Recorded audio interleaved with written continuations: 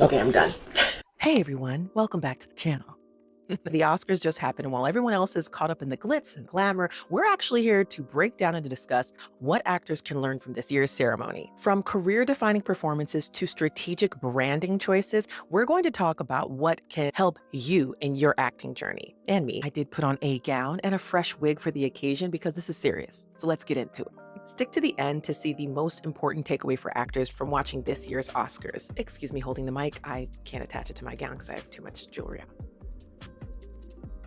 A great Oscars speech isn't just a thank you list, right? It's an opportunity to own your moment and tell your story. Adrien Brody, oh my gosh, I love this man. He is an incredible actor in everything that he is in. He's so sincere, and it was so great to see him win. Adrien Brody reminds us that acting is a gift that can be taken away at any moment. His moment of saying, turn off the music, please. This is not my first rodeo, but I have a few more things I need to say. I thought that was important for actors to see that even an actor like Adrien Brody winning Best Actor at the Oscars, and they're trying to put the wrap-up music to get him to wrap his speech up quickly. Absolutely not. Own that space. Take your space. The impact of vulnerability, gratitude, and a bit of humor resonated with me, and I think makes this speech just that much more impactful. You don't need an Oscar to start crafting and creating your own personal narrative as an artist. Own your moments, whether it's a self-tape, whether you're on set, whether you're negotiating. Own it. Career moves. Who took risks that paid off? Every award season, we see actors that redefine their career, whether it's a bold genre switch, an unexpected role, or a long overdue moment in the spotlight. Demi Moore. I don't know if you've watched Substance. That film is so just obtuse. It is just so interesting. The whole film is storytelling. The wardrobe, the costuming, the editing, the acting that is happening between the lines. There's a lot of silent scenes throughout that film. Demi took a risk telling this story about female ageism in Hollywood, being a recipient of that ageism in Hollywood herself. She's an amazing actress, and we haven't seen much of her now that she's in her senior years. It's really just a huge gap that we see. Harrison Ford, men are still peaking at their careers in their senior years, but women start to fall off. And it's like, where did these amazing actresses go? She did not believe that this film was going to be as popular as it was, and she was shocked at the overwhelming support and excitement at the Cannes Film Festival when it was shown there. This is definitely a career-defining role for her that's just adding on to all of the amazing work that she has continued to do. And I think that it's also carving a space for women, the longevity of our careers. If you have not yet, make sure you watch Am I Too Old? Starting Acting at 30. There's a lot of really interesting data there about your career and what it looks like as you age as an actor. I believe that your career is defined by the risks that you take. I don't think any of us got into this career to be safe, so go for it. Standout performances and what we can learn. Some performances don't just win awards, they leave a mark on the industry. What makes them stand out? I know you might be thinking that I'm speaking more to the films. No, that's not what we're going to talk about here. But this was such a smart move. Starting the Oscars with such a powerful performance. So if you didn't watch, it was a medley of The Wizard of Oz. Ariana came out first and sang a section from Somewhere Over the Rainbow. Then Cynthia Erivo came out and sang a section from Home from The Wiz.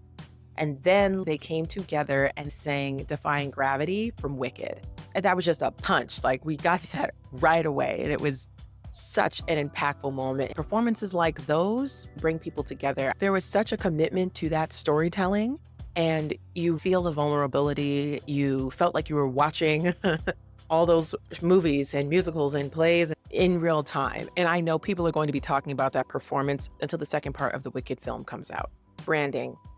I thought we saw some really interesting outfits for this Oscars season.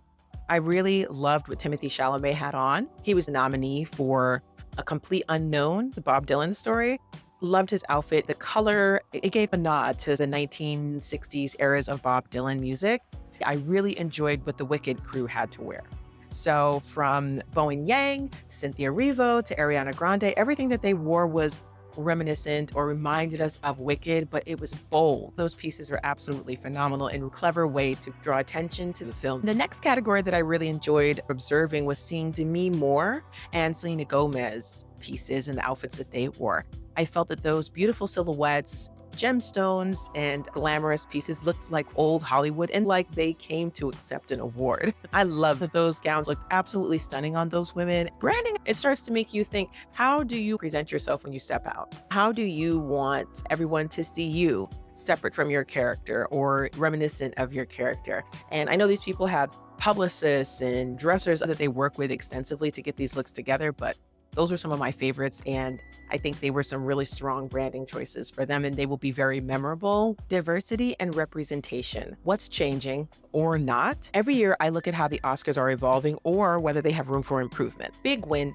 Zoe Saldana winning Best Supporting Actress for Emilia Perez, the first Dominican-American woman to win an Academy Award. And this was a diverse piece of work. Nextly, I have to bring up, this is not an actor, but I think it's important. Paul Tazewell was the first Black man to win the Costume Designer Academy Award for Wicked. So that's really exciting to see that diversity as well. But let's be honest, there was still a lot of white, male, gray-haired old guys getting up there to get those awards.